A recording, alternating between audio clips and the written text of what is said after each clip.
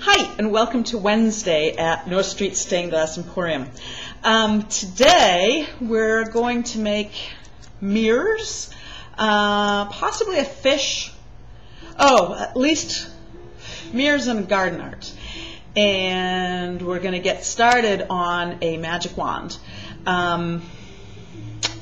Most of the things are cut out and ready to be soldered. So I'll explain the process as we go, but just keep checking back for new videos. And off we go to solder. Glasses and respirator.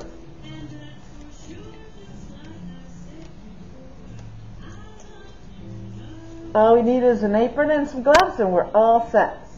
So, here we go.